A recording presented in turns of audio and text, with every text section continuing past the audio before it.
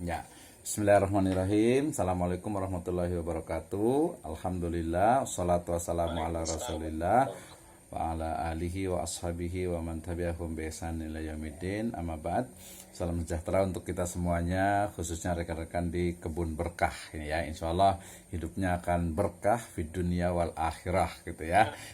Baik, saya awali dengan firman Allah Subhanahu wa taala dalam surat Rum ayat ke-41. Ini ayatnya sangat familiar sekali. A'udzubillahi minasyaitonirrajim. Zaharul fasadu fil barri wal bahri bima kasabat aydin nas liyudhiqahum ba'dalladzi amilu la'allahum yarji'un.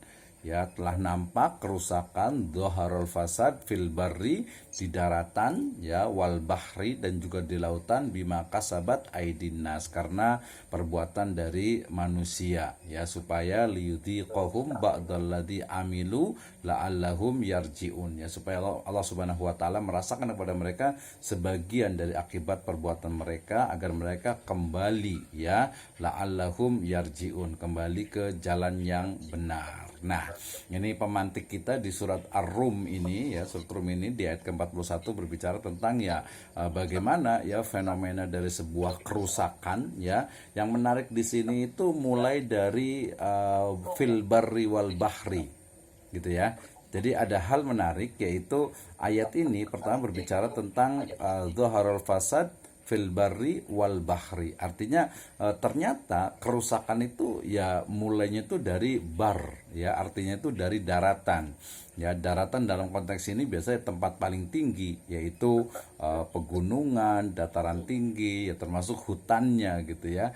Nah, setelah itu baru kemudian mengalir ke bawah wal bahri ya, sampai ke lautan ya. Berarti kerusakan ini mulainya itu dari bagian atas atau bagian daratan, kemudian sampai kepada lautan, itu ternyata bima kasabat aydin nas. Nah, ini menarik sekali, kita akan diskusikan ya, terutama ya dalam perspektif agama ya, dalam hal ini adalah Islam. Nah, sebenarnya ayat ini banyak sekali mufassirin, para ahli tafsir itu menafsirkan dengan ya kerusakan itu banyak sekali ya. Fasad itu kan nanti ada ayat yang lainnya mengatakan wala tufsidu fil ardi ba'da islahiha gitu ya. Artinya jangan melakukan kerusakan di muka bumi setelah Allah Subhanahu wa taala telah memperbaikinya. Jadi fasad di sini dia banyak ya. Bisa terjadinya pembunuhan juga termasuk fasad gitu ya.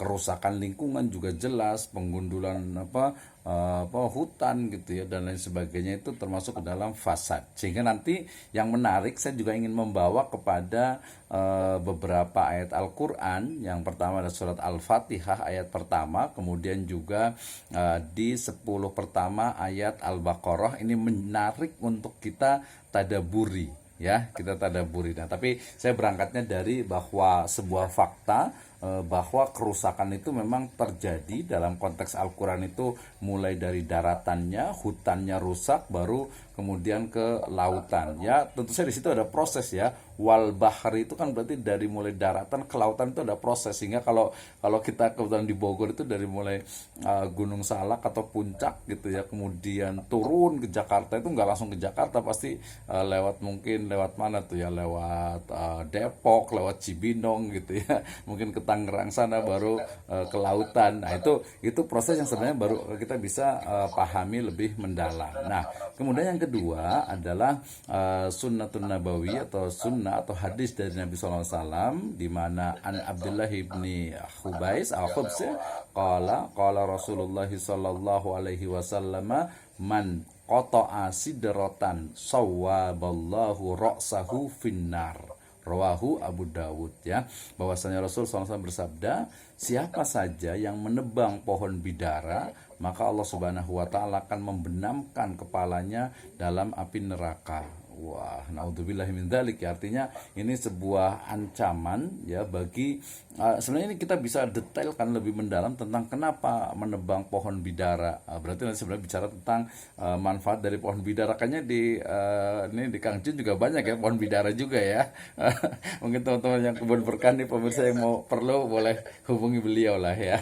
Nah, konteksnya ini menarik gitu ya. Kita juga tidak bisa melepaskan dari asbabul wurud ataupun di sini ya asbabul wurud dari munculnya hadis ini gitu ya. Jadi berbicara tentang bagaimana sebenarnya menebang pohon artinya membuat sebuah kerusakan yang di situ ini ada pengecualian tentu saja adalah memang ya kalau menebang pohonnya itu memang untuk keperluan tidak merusak itu ya tidak ada masalah gitu kan. Yang tidak diperbolehkan itu adalah pohon bidaranya itu masih diperlukan banyak manfaatnya tapi kemudian ditebang ya. Ini nanti konteksnya juga dalam nanti dalam fiqh syariah atau fiqhul ghazwa juga ada juga. Oke ya. Kemudian yang kedua yaitu hadis riwayat Abu Daud dan juga Ahmad dan Ibnu Majah.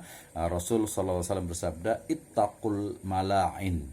Salasatal barros fil mawarid wa qari'atit tariq wa dhilli." Ya. Jadi ittaqul mala'ina salasa. Jauhilah 3 perilaku yang membawa laknat. Gitu ya. Bawa laknat apa? Yang pertama itu adalah al-barros ya. Al-barros itu artinya membuang kotoran, najis dan sebagainya di sumber air. Ya, kemudian juga di pinggir jalan ya dan juga di bawah naungan pohon. Nah, ini menjadi satu riwayat yang menarik bagi kita untuk kita bisa diskusikan bersama, terutama dalam konteks fikih kehutanan dan juga lingkungan.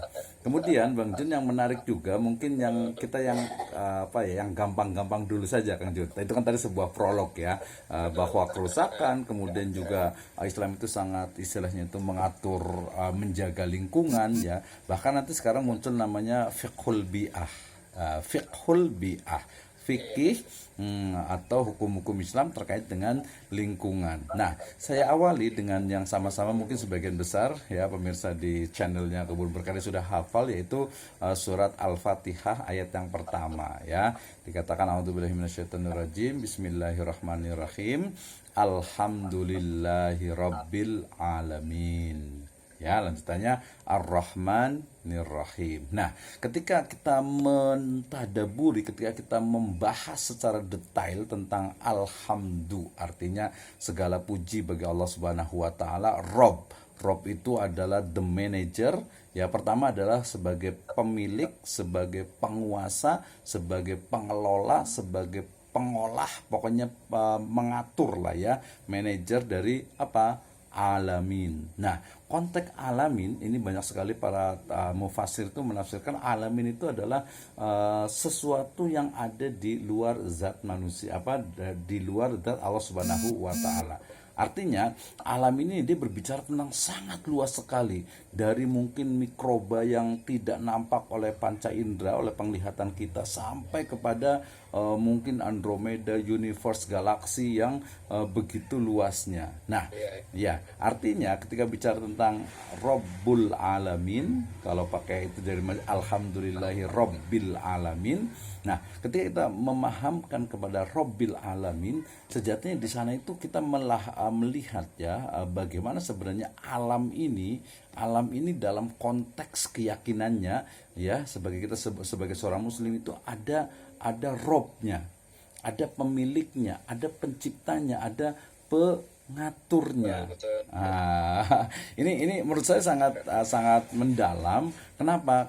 Saya ingin kaitkan juga dengan ini. Misalnya ada kata-kata nih Kang Jun di masyarakat itu yang mungkin menurut perspektif ya akidah itu tidak tepat gitu ya. Misalnya ada kata-kata ketika alam itu marah gitu. Gitu kan ya. Nah, ketika alam itu marah gitu kan ya. Jadi sebenarnya bukan alam itu tidak marah gitu. Ya, ketika alam itu mungkin apalah gitu. Jadi kata-kata yang merujuk kepada seolah-olah itu tidak ada yang mengatur, yang mencipta, yang istilahnya memanage dari alam semesta ini, dari lingkungan ini. Jadi berangkat dari Rabbul Alamin ya, kemudian kita sampai loncat jauh ke ujungnya, yaitu maqasid asyariah atau hifdzul bi'ah, di mana lingkungan itu menjadi bagian tidak terpisahkan dari manusia itu sendiri. Nah, dari situ kemudian dari